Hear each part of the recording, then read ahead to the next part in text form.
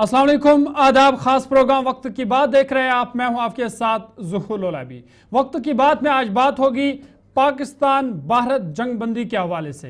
हिंदुस्तान और पाकिस्तान के बीच 4 दिनों तक चली लड़ाई के बाद कल दोनों मुल्कों में फौरी असर के साथ मुकम्मल जंगबंदी नाफिज हो गई है। हालांकि इसके ऐलान के बाद ही शाम को मुख्तलिफ सरहदी इलाकों से जंगबंदी की खिलाफ वर्जी की खबरें भी मौसूल हुई, मगर फिल वक्त जम्मू कश्मीर में LOC और बैन अवी सरहद पर हालात पूरा अमन है। कल यानी 12 मई को पाक भारत DGMOs की अहम मीटिंग होनी है, जिसके बाद जंगबंदी के शराइत तय किए जाएंगे।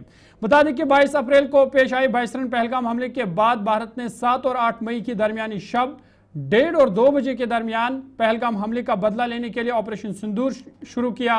भारतीय मुसल्लह अफवाज ने मुरीद के बाहवलपुर, कोटली, बिम्बर समेत पाकिस्तान के जेर कब्जा कश्मीर POK में दहशतगर्दी के 9 ठिकानों पर मिसाइल हमले किए।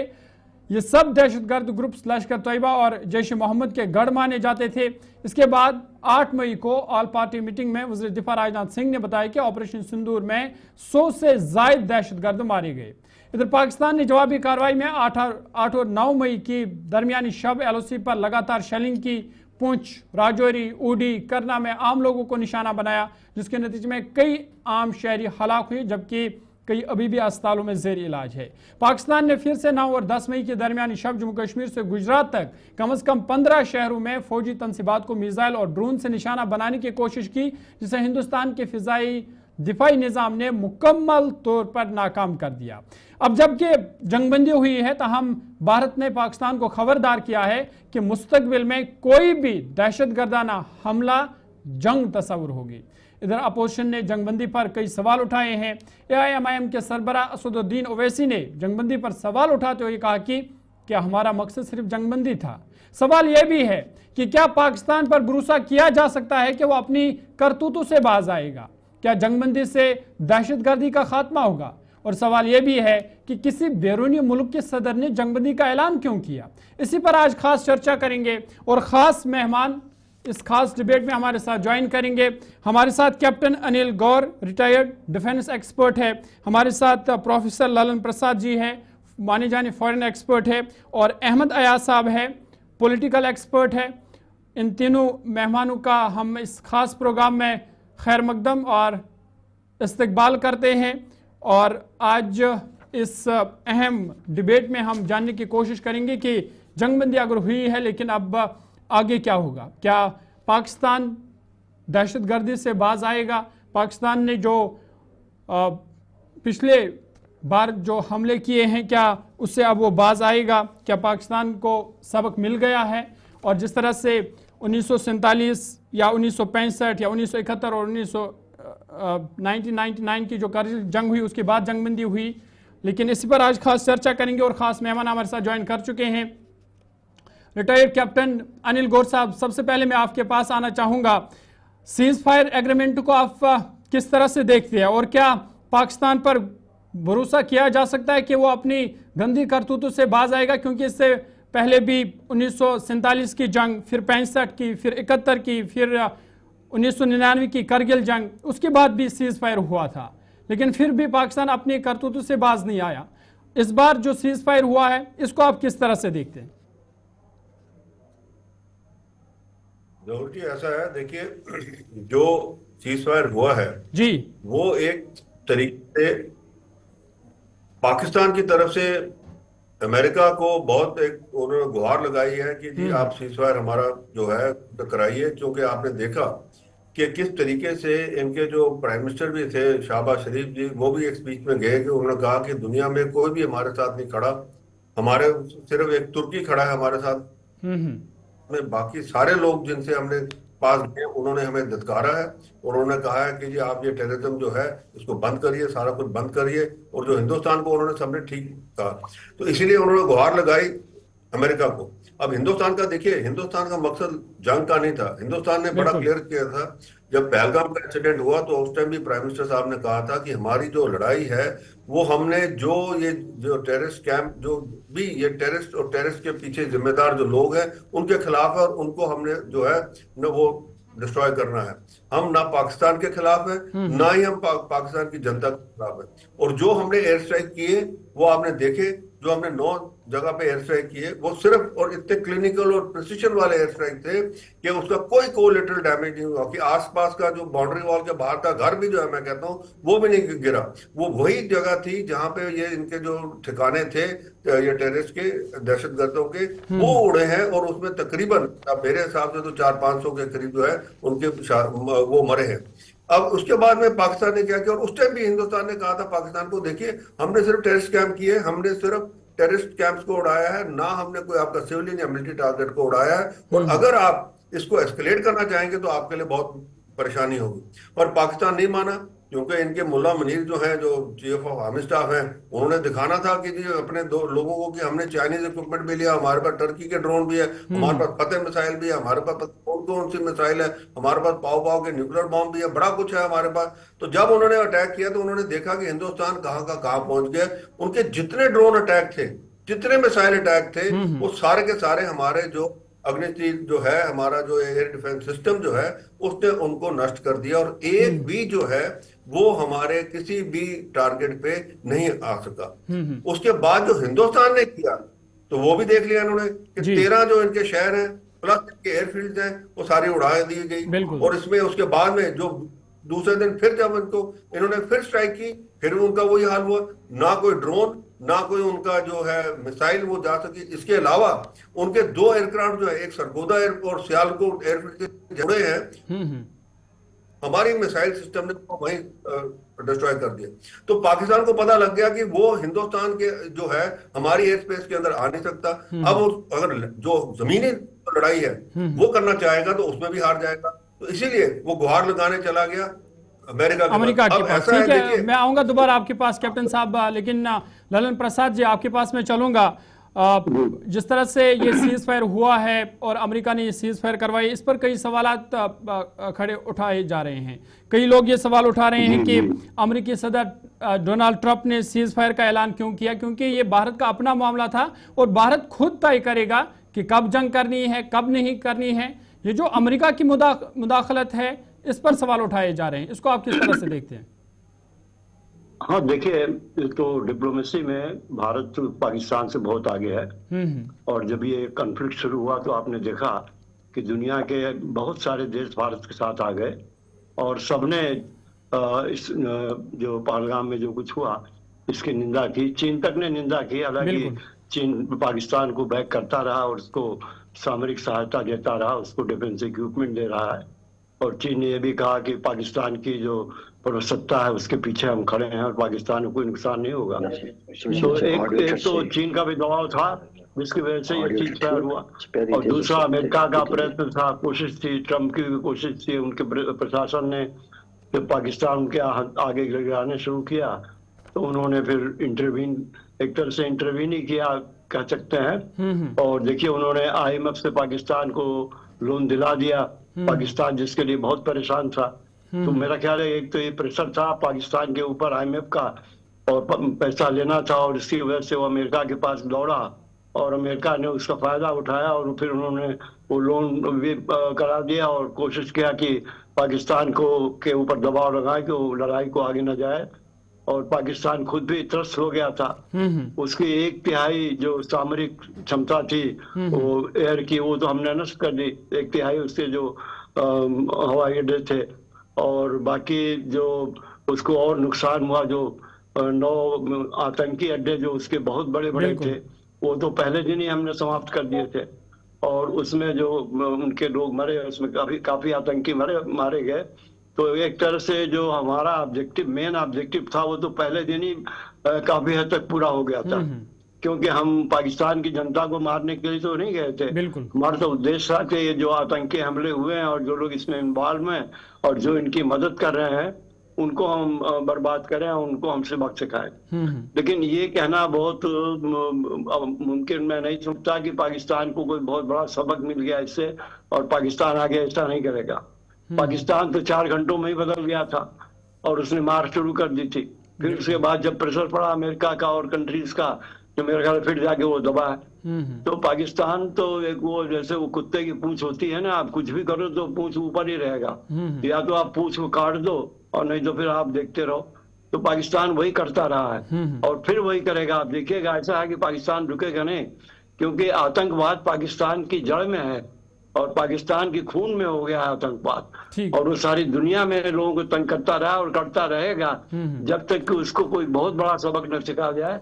ठीक है, भारत के सबक पास सिखाने की फिर से जरूरत है। ठीक है, मैं आऊंगा दोबारा आपके पास लालन साहब। अहमद अयाज साहब, आपके पास मैं चलूंगा। जिस तरह से हमने देखा इन दिनों के दौरान कि सरहदों पर किस तरह से आम लोगों को निशाना बनाया गया, करीबन 20 लोगों की आम लोगों की इस दौरान मौत वाक़ा हो चुकी, कई लोगों के घर आशानी जो है वो उजड़ गए, और अब जो कि सीज फायर हुआ है, जंगबंदी हुआ है, इसको आप किस तरह से देखते हैं? क्या वाकई में जम्मू कश्मीर के सरहदों पर अब अमन लौट आएगा?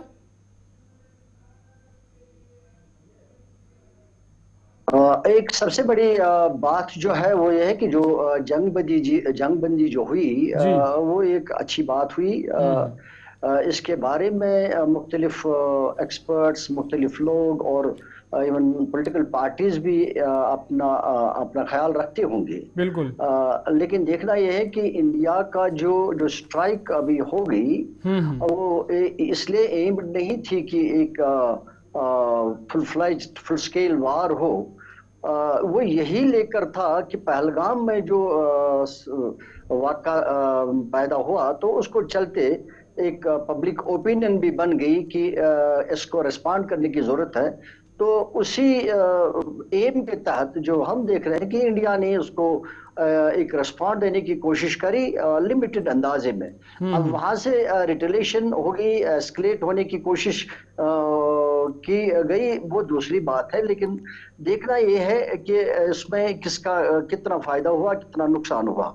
अब इमीडिएटली तो ये नहीं कहा जा सकता कि फायदा क्या हुआ, क्या नहीं हुआ, नुकसान किसका हुआ। लेकिन एक बात जरूर ये हुई कि दो चीजों को लेकर एक मैसेज बहुत अच्छी तरह से सामने आ गई। एक ये कि जो इंडस वाटर ट्रीटी का जो अवेयरनेस में रखा गया, तो उसे एक मैसेज चली गई कि India can take action, even अगर बायलैटरल एग्रीमेंट भी हो तो उस पर एक्शन लिया जा सकता है। ये एक वो, और दूसरा ये एक जो टारगेटेड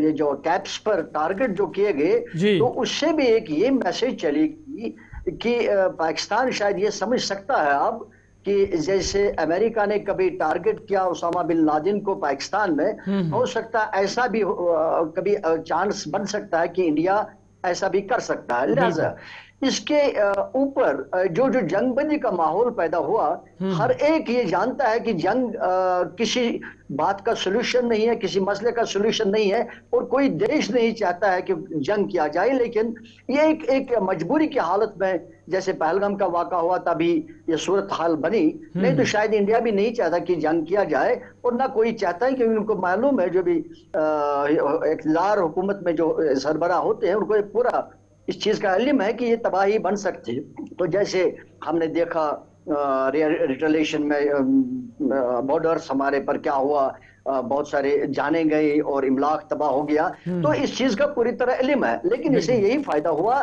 कि जब सीज फायर हुआ तो इसमें आमने सामने बात जो होने का इम्कान है। तो अब ये है कि अगर हम ये कहेंगे कि इन्फिल्ट्रेशन खत्म हो जाए, जैसे आपने पूछा, उसका भी कोई अभी तक गारंटी नहीं है। या तो अगर हम ये कहेंगे कि पाकिस्तान से इन्फिल्ट्रेशन हो जाती है, हो रही है, तो फिर पाकिस्तान को नेस्त नाबूद करने की, एलिमिनेट करने की बात है, नेस्त नाबूद करने की बात है, वो नामुमकिन सी बात है, क्योंकि एक कंट्री को आप ऐसा नहीं कर सकते हो। लेकिन ऑप्शन यही रहती है कि बातचीत से कुछ मसले तय हो सकते हैं, अंडरस्टैंड किए जा सकते हैं। मुझे लगता है कि एक राइट सिचुएशन बन गई पाकिस्तान के लिए भी और इंडिया के लिए भी।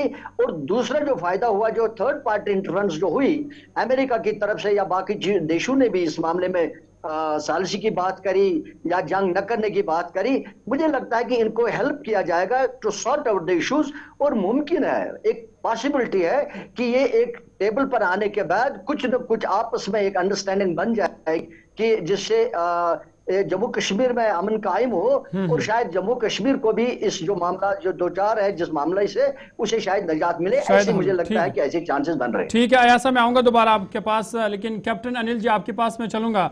जिस तरह से भारत ने ऑपरेशन सिंदूर चलाया, दहशतगर्द के कई ठिकानों को नेस्त नाबूद किया गया, और करीबन 100 से ज़ायद जो दहशतगर्द है वो मार गिराए गए। क्या वाकई में इससे जो दहशतगर्दी है वो ख़त्म होगी और दहशतगर्द दोबारा इस तरह के हमले करने से अब घबराएंगे और अब वो हिम्मत नहीं करेंगे इस तरह के हमले करने की? जौहर साहब, मैं आपका जो आखिर का सवाल है पहले उसका जवाब देता हूँ। देखिए, दहशतगर्दी जो है वो खत्म नहीं होने वाली। वो ना यहाँ खत्म होने वाली है, ना वो जो मिडिल ईस्ट में चल रही है वो खत्म होने वाली है, ना वो यूरोपियन कंट्रीज में चल रही है वो खत्म होने वाली है, ना जो अमेरिका वगैरह में और कहीं जो न्यूजीलैंड में हो रही है वो खत्म होने वाली है। वो क्यों? क्योंकि उसके पीछे जो आइडियोलॉजी है वो आइडियोलॉजी है जो वो गलत है। और वो आइडियोलॉजी जो है, जब तक ये आइडियोलॉजी जो ये मैं कहूँ कि मदरसों वगैरह में जो मौलवीज हैं वो इसको पढ़ाते रहेंगे, तब तक ये दहशतगर्दी खत्म नहीं होगी। इसलिए वो बहुत जरूरी है कि उसको वहां से पकड़ना कि भाई आप जो पढ़ा रहे हैं बच्चों को क्या पढ़ा रहे हैं। ठीक है, मैं कहता हूँ हर चीज होती है, गलत भी होती है, अच्छी भी होती है एक चीज एक किताब के अंदर। पर अगर आप अच्छी बातें सिखाएंगे तो वो गलत को नहीं सीखेगा। पर अगर आप गलती बोलते रहेंगे, क्योंकि जो मैंने देखा है, जो आपने भी देखा होगा, जितने वीडियो चैनल्स वगैरह बने हैं सारे कुछ है वो जैसे जाकिर नाइक टाइप है या और कोई लोग हैं, वो क्या क्या बोलते हैं, तो वो उससे। और ये तो आप देखिए, मैं तो ये कहता हूँ जो पहलगाम का इंसिडेंट हुआ ये भी पूरा उसी वजह से हुआ, क्योंकि जो ये मुल्ला मनीर ने ये अपने प्रवासी जो पाकिस्तानियों को जो उसने वहां पे स्पीच दी थी, मैं कहता हूँ हेट स्पीच थी, टू नेशन थ्योरी की, और हिंदू और हिंदुस्तान के खिलाफ थी। और उसी का ये नतीजा ये हुआ जो पहलगाम के अंदर हुआ, और इसीलिए ये सारी बातें हुई। दूसरी बात ये है कि देखिए अभी तक जो ये है, आप कहते हैं 100, मैं बड़े कंजर्वेटिव एस्टिमेट से 450-500 लोग लगाता हूँ कि दहशतगर्द के मारे गए हैं। क्यों? क्योंकि अब देखिए 9 जगह अटैक हुआ, अगर अब 50 भी एक जगह में लेंगे तो 450 हो जाती है। जब सुबह इन्होंने जो इनके जो ISPR के डीजी है वो कहते हैं 3 लोग मरे, एक लड़की है, 2 और खातून है, पर बाद में करते करते शाम तक 100 पे रुक गए, पर 100 से ज्यादा लोग थे वहां पे। खैर एनीवे, हमें उसका नहीं, पर ये है कि ये थोड़ी देर के लिए निजात दिलाएगा एक। पर दूसरी बात जो देखिए कही है कि हमने जब ये सीज़फायर एक्सेप्ट किया उससे पहले हमारी कैबिनेट का और हमारे प्रधानमंत्री का बयान आया है उधर से कि हम कोई भी एक्ट ऑफ टेरर अगर होगा तो हम उसको एक्ट ऑफ वॉर जो लेंगे। तक जो 75 साल है हिंदुस्तान की आजादी में ये कभी नहीं हुआ। और ये जब होने के बाद अब क्या है कि कोई भी एक्ट ऑफ टेरर होगा, इसका मतलब रिटेलिएटरी स्ट्राइक उसकी होगी। और ये पाकिस्तान को अपने ध्यान में रखना है कि अगर ये इन्होंने किया, क्योंकि देखिए ये जो टेरर फैक्ट्री है ये पाकिस्तान ISI और फौज की है, ये इनकी जो है ये सारी कारनामा इनका है। ये क्योंकि शुरुआत जो हुई इसकी वही बात आ जाती है, जब अफगानिस्तान में रशिया गया तो ये CIA ने इनको साथ मिलके तो तब इन्होंने हाथ में मिला लिया, CIA के साथ पैसे भी लिए और ये सारा तालिबान वगैरह सारा इन्होंने इकट्ठा किया, तो आज वही उनके गले पड़ गए हैं। तो ये अगर आज के बाद कोई भी टेरर स्ट्राइक होगी, एक्ट ऑफ वॉर होगा, हमारा रिटेलिएशन इसी हिसाब से होगा जैसे ऑपरेशन सिंदूर में। ठीक है, मैं सवाल करना चाहूंगा जो ये है कि अब हमने वर्कआउट नहीं, मैं थोड़ा जी आऊंगा, आया साहब आपके पास आऊंगा, पहले कैप्टन साहब की बात मुकम्मल हो जाए उसके बाद आपके पास आऊंगा। जी कैप्टन साहब कंटिन्यू कीजिए। हमने जो है ये एक जो हमने जो बाकी जो हमारे 5 पॉइंट थे जो हमने डिप्लोमेटिक तरीके से की, इंटर वाटर ट्रीटी है वो अबेयंस में रखी है, बाकी जो सारे वो सारे के सारे चल रहे हैं, उसमें हमने कोई उसमें छूट नहीं दी। दूसरा ट्रेड वगैरह का भी है, उसमें हमने कोई नहीं किया कि जी हम ट्रेड दोबारा शुरू कर रहे नहीं कर रहे। पाकिस्तान को हमने हुक पे रखा हुआ है और उसका तब तक रखेंगे जब तक हमें पूरा यकीन नहीं हो जाएगा कि हाँ जी अब इसका बंद हो गया काम के नहीं हो गया। फिर उसके बाद अब इंडस वाटर ट्रीटी का एक देखिए कितना बड़ा एक वो है, मैं कहूंगा वो तलवार है पाकिस्तान के ऊपर। आप अगर जो है आपको ये नहीं पता लगेगा कब पानी आ रहा है, आपको ये नहीं पता लगेगा कब पानी रुक गया। अब जैसे आज ये बारिश हुई है पिछले 2 दिन में, इन्होंने डैम के गेट खोल दिए और वहां पे एकदम इतना जोर से पानी चलेगा, उसके बाद फिर बंद कर देंगे। अभी उनका हार्वेस्ट जो सोइंग सीजन है, खरीफ लगना है, उसके लिए पानी चाहिए, वो पानी बंद हो जाएगा। तो ये भी एक चीज है हमारे हाथ में। अभी हम अपने तौर पे अपने तरीके से हमने इसको बंद किया। क्यों?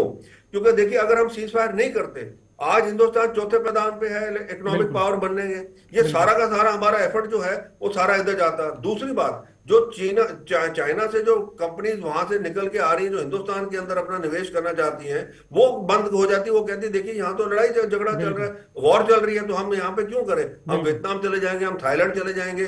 तो ये बात है, हमने बड़ी चीजें सोच समझ के, मेरे हिसाब से एक बहुत अच्छा डिसीजन था। ठीक है कैप्टन साहब, आऊंगा मैं दोबारा आपके पास। अहमद अयाज साहब, आप कुछ इसमें से ऐड ऑन करना चाहते थे? पूरा का पूरा हाँ, मैं जहां कैप्टन गौर साहब की हर बात से एग्री करता हूं, वहां एक बात जो जब ये कह रहे हैं कि जो मौलानाज मदरसों में पढ़ाते हैं, ऐसा कुछ उन्होंने कहा जिसकी तरफ ये मतलब शायद इनका कि मिलिटेंसी या टेररिज्म जो शायद वहीं से बढ़ा हुआ होता है। इस बात को मतलब बहुत कहा जाता है, लेकिन देखना यह है कि जो मौलाना हो वो कभी ऐसा नहीं पढ़ा सकता, क्योंकि वो इस्लाम ही पढ़ा सकता है और इस्लाम टेररिज्म की तरबियत नहीं देता है। अगर हम ये कहेंगे कि भाई सिर्फ इस्लाम में ही मुसलमान ही टेररिज्म करते हैं और दूसरा उसके साथ साथ कि सिर्फ कश्मीर में ही लोग सपोर्ट करते हैं, मुझे लगता है कि इसमें थोड़ा सा देखने की बात है, सोचने की बात है। एक ये कि अगर हम ये कहेंगे कि ये सिर्फ कश्मीर में ही होता है, तो हम ये कहेंगे कि भाई जब अभी रिसेंटली पहलगाम से पहले उठवा में भी हो गया और उसके बाद अखनूर में भी हो गया, तो वहां कोई सपोर्ट मुसलमानों का नहीं था, कश्मीरियों का नहीं था। और दूसरा ये कि जब हम नक्सलाइट को देखते हैं, नक्सलाइट की भी एक मूवमेंट है, तो वहां कोई मुसलमान नहीं कह सकता। तो इसलिए ये कहना कि सिर्फ इसको इस्लाम से जोड़ना, ये कहना कि मौलाना ये करते हैं, ऐसा मुझे नहीं लगता कि इस्लाम इसकी इजाजत देता है। और मौलाना कोई भी इस्लाम से बाहर जा नहीं सकता, लिहाजा वो इस चीज को सिखा नहीं सकता था। अलबत्ता ये कह सकते हैं एक माइंड सेट है, एक पोलिटिकल बात हो सकती है, वो मान सकते हैं, लेकिन इसलिए मैं ये करना, ये इंटरफेरेंस करना चाहा। ठीक है प्रोफेसर ललन साहब, आपके पास में चलूंगा। जब कैप्टन साहब मैं आऊंगा दोबारा आपके पास। ललन साहब आपके पास में चलूंगा। जिस तरह से जब भारत ने ऑपरेशन सिंदूर शुरू किया, तो हमने देखा कि तुर्की ने पाकिस्तान का खुलकर सपोर्ट किया, पाकिस्तान को हथियार भी फराहम किए, जिसका फिर सबूत भी मिला। इसको आप किस तरह से देखते हैं? तुर्की इससे क्या हासिल करना चाहता है? देखिए, ये तो एक्सपेक्टेड था कि तुर्की पाकिस्तान की मदद करेगा। और जो तुर्की के साथ पाकिस्तान के जो रिलेशंस हैं वो हमसे ज्यादा अच्छे हैं, मैं कह सकता हूँ। और वो धर्म के बेसिस पर है, जिस बेसिस पर भी है। हालांकि हमने तुर्की को बड़े क्रिटिकल टाइम में तुर्की की मदद की, इतना भयानक भूगोल आया था उस समय भारत पहला देश था जिसने तुर्की की इतनी बड़ी मदद की थी, और वहाँ की जनता ने बहुत सराहा था। और तुर्की के साथ हमारे व्यापारिक संबंध भी हैं, काफी दिनों से रहे हैं और अभी भी हैं। लेकिन तुर्की का जो प्रशासन है, वहाँ के जो राष्ट्रपति हैं, उनका इंक्लिनेशन शुरू से ही पाकिस्तान की तरफ रहा है। इसलिए हमें उसमें कोई आश्चर्य नहीं हुआ कि तुर्की की उन्होंने मदद की। और जो मदद की उन्होंने बड़ा सब्सटेंशियल मदद भी किया। मैं कहूँगा कि जो उन्होंने ड्रोन वगैरह तुर्की ने पाकिस्तान को दिए, उसका फायदा पाकिस्तान ने उठाया। और अगर शायद उनके पास, पाकिस्तान के पास उनका ड्रोन न होता और खाली चाइनीज ड्रोन के बल पर रहते, तो शायद पाकिस्तान को और ज्यादा डैमेज कर सकते थे हम। तो तुर्की की वजह से पाकिस्तान को फायदा हुआ, और तुर्की का उनका रिलेशन है वो ठीक है। लेकिन तुर्की भी ये बात जानता है कि भारत के साथ बिगाड़ कर उसको बहुत बड़ा सामरिक दृष्टि है, लॉन्ग टर्म में तुर्की को भारत से बहुत फायदा हो सकता है, क्योंकि भारत एक बहुत बड़ी आर्थिक शक्ति है। और देखिए, जो सीज फायर हुआ उसका एक कारण ये भी था कि हम ये चाहते थे कि अभी लड़ाई प्रोलॉन्ग करें, क्योंकि इस वक्त हमारी अर्थव्यवस्था बहुत तेजी से बढ़ रही है। ठीक है ललन साहब, माफी चाहूंगा क्योंकि वक्त बहुत कम है। कैप्टन साहब आपके पास में चलूंगा, आप कुछ ऐड ऑन करना चाहते थे? 1 मिनट का वक्त है, आप अपनी बात को मुकम्मल कीजिए। ये जो अयाज साहब ने कहा, मैंने कभी ये नहीं कहा कि कश्मीरी का, मैंने उनको बताया सारी दुनिया में। आप देखिए यूरोप में क्या हो रहा है, आज यूके में क्या हो रहा है। और यूके के अगर आप वहां से उनके जो है, इनके जो मौलाना वहां से उनके जो वीडियोज आते हैं, आप वो सुने, उसके अंदर यही है कि आप अगर एक चीज पढ़ाएंगे, आप चीज एक बोलेंगे, तो वो वही सीखेगी जनता। अगर आप उसको ठीक नहीं सिखाएंगे तो उसके अंदर जो आदमी सुनेगा वही करेगा। मैं तो ये कह रहा हूँ, मैं ये नहीं लिमिट कर रहा कि कश्मीरी की तो मैंने बात ही नहीं की, मैं तो ओवरऑल आइडियोलॉजी की बात कर रहा हूँ। आप मिडिल ईस्ट में देखिए क्या हो रहा है, वहां पे ISIS के क्या है, ISISP है, ये मुस्लिम ब्रदरहुड है, इनका क्या आइडियोलॉजी क्या है सारी। तो ये मैं इसकी बात कर रहा हूँ कि ये आइडियोलॉजी है। इसके अंदर आइडियोलॉजी के अंदर जैसे आप किसी को बताएंगे पढ़ाएंगे, आज सऊदी अरेबिया क्या कर रहा है, उसने बैन कर दिया सारी चीजें, आप बताइए मेरे को। और सऊदी अरेबिया जो है वो तो आपका एक जो सबसे ज्यादा मुल्क है, जो इस्लामिक मुल्क है, वो उसने ऐसी चीजें बैन कर दी जो अभी भी ये कहते नहीं जी ये होना चाहिए। आप देखिए इंग्लैंड के अंदर क्या कहते हैं कि शरिया लॉ होना चाहिए। तो ये चीज मैं बता रहा हूं आपको, उस वो आइडियोलॉजी की बात कर रहा हूं। ठीक है कैप्टन साहब, बहुत बहुत शुक्रिया वक्त देने के लिए, क्योंकि वक्त हमारे पास नहीं है, वक्त खत्म हो गया। आप तीनों मेहमानों का बहुत बहुत शुक्रिया। कैप्टन अनिल गौर साहब हमारे साथ हैं, डिफेंस एक्सपर्ट, और प्रोफेसर ललन प्रसाद जी हमारे साथ हैं, फॉरेन एक्सपर्ट, और अहमद अयाज साहब पॉलिटिकल एक्सपर्ट के तौर पर हमारे साथ थे। और बात हम कर रहे थे जो पाकिस्तान और भारत के दरमियान जंगबंदी हुई है उस हवाले से, और अब देखना यह होगा कि आगे क्या होगा। और भारत ने साफ तौर पर यह वार्निंग पाकिस्तान को दी है, ख़बरदार किया है कि अगर कोई भी दहशतगर्द हमला हुआ उससे जंग तस्वुर किया जाएगा। फिलहाल आज के इस खास प्रोग्राम में इतना ही, इजाज़त दीजिए, अल्लाह हाफ़िज़।